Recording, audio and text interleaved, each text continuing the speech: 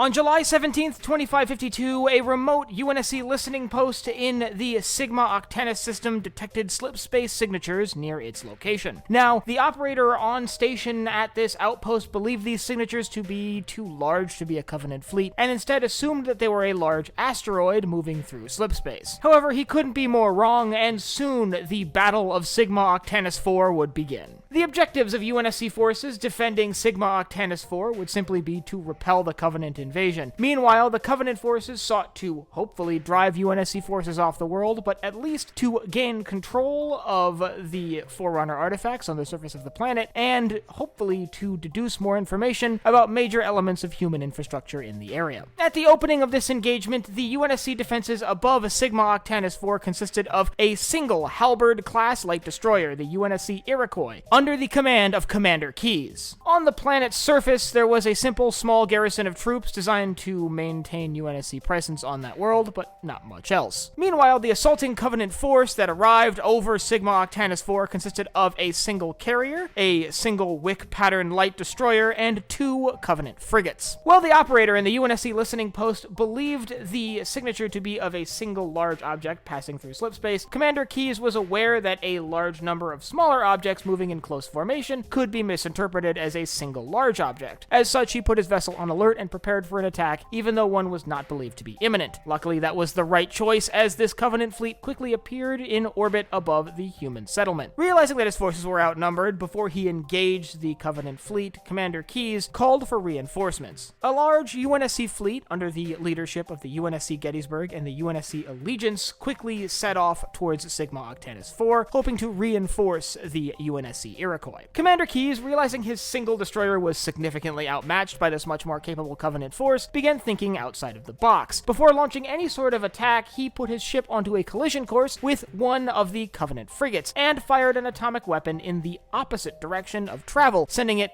backwards away from the engagement. This appeared to be completely nonsensical to the Covenant forces, who quickly opened fire with homing plasma on the advancing UNSC destroyer. The Iroquois, however, was able to move out of the way of the fired volleys of plasma, allowing the hot energy to simply streak past the UNSC destroyer. However, these were tracing shots, which quickly turned around and began streaking back towards the destroyer, which is now careening towards the Covenant frigates. Now, streaking towards the Covenant forces at emergency speed, the UNSC Iroquois glanced off of the shields of one of the frigates. This did significant damage to the UNSC Iroquois, including crippling a large portion of her armor. However, this also led the tracing plasma that was following the Iroquois directly to the Covenant frigate, which resulted in this plasma striking the frigate's shields and knocking those shields out of commission. With the frigate's shields now down, the Iroquois was able to turn around and unleash a salvo of Archer missiles on the now unshielded Covenant vessel, which was torn to shreds by the high explosive weaponry. Still moving away at fast speeds, the Iroquois was soon a good distance away from the Covenant formation, and the nuclear warhead had made a full revolution around the planet and had re-arrived in the battle space. With the nuclear weapon now in close proximity to the Covenant forces, it was detonated, the Iroquois now being far enough away to be safe from the blast. The blast from the nuclear weapon destroyed the shields of the remaining Covenant forces, allowing the Iroquois to swoop back in and, using its magnetic accelerator cannons, do devastating blows to the remaining escorts of the Covenant fleet, knocking out the other frigate and the destroyer present among the Covenant numbers, leaving just the carrier now unescorted in the battle space. Realizing that they were now outmatched, the Covenant carrier deployed 34 dropships down to the surface of the planet and quickly withdrew from the battle space, evacuating into slipspace. With the UNSC Iroquois having miraculously been able to drive Covenant forces out of orbit, a reinforcement fleet of 47 additional UNSC vessels arrived in system. However, the Covenant had managed to successfully deploy ground troops, having successfully landed in the Côte d'Azur region of the planet, a large, heavily populated area that is home to the Forerunner artifact the Covenant are seeking information from. Seeing that the battle had transitioned to the ground, an additional 1,600 Marines were dispatched from the UNSC reinforcing fleet, and a large ground battle ensued. The tide of this ground battle would eventually turn when a large Spartan team was deployed to the surface of the planet, and several nuclear weapons were used to destroy the remaining Covenant forces, but not before they were able to seize control of the Forerunner artifact and extract the information they needed from it. On top of that, at some point during this ground ground assault, the Covenant forces had managed to ascertain the location of Reach. However, the Covenant in orbit were not finished, as a much larger Covenant fleet had been dispatched following the defeat of their initial force. A few hours after having successfully driven Covenant forces out of orbit, a reinforcing Covenant fleet appeared in orbit in an effort to extract their ground forces, something that they did manage to do successfully while engaging the now much larger UNSC fleet over Sigma Octanus IV. Ultimately, this second engagement in orbit would be a lot more chaotic,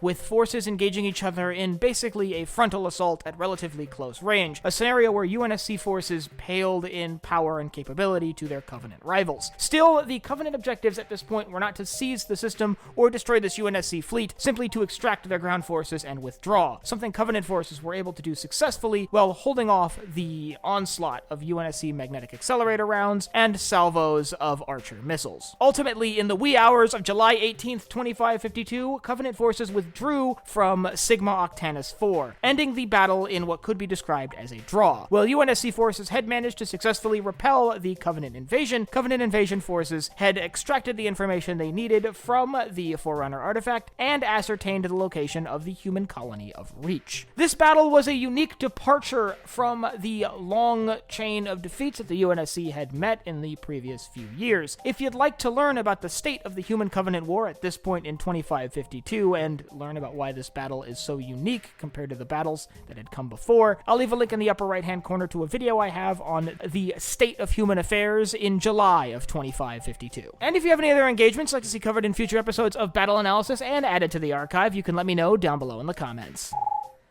Last but not least, if you enjoyed this video, head down below, hit the like button, the subscribe button, and the bell icon so you get notified when I upload new videos. So for Sci-Fi Deep Dive, I'm Colin, and I will see you next time.